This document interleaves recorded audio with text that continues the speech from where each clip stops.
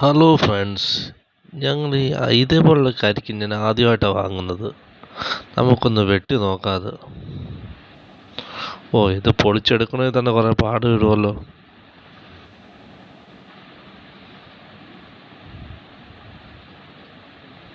ഇത്തിരി കഷ്ടപ്പാട് തന്നെ ഇത്.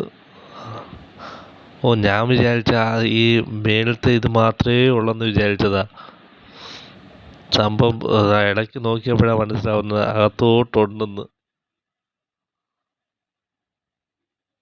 ഉണ്ട്, തോട് ചീന്താൻ കുറേ ഉണ്ട്. ഞാൻ വിചാരിച്ച സിമ്പിളായിട്ട് നമ്മൾ കട്ട് ചെയ്താൽ മാത്രം വിചാരിച്ച്.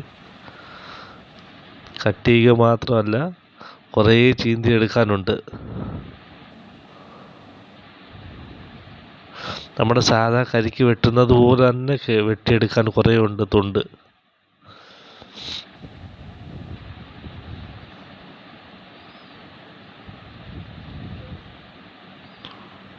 അതുകൊണ്ട് ചിരട്ട കണ്ടു തുടങ്ങി.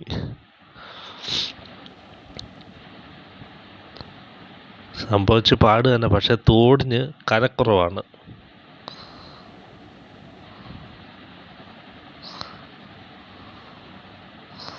തോടിന് കനക്കുറവുണ്ട്.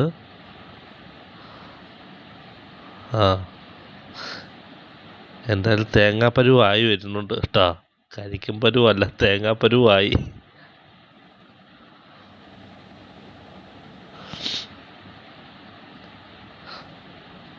ഒന്നും പറയണ്ട, 2 ഗ്ലാസ് വെള്ളമുണ്ട് ഇതിനകത്ത്.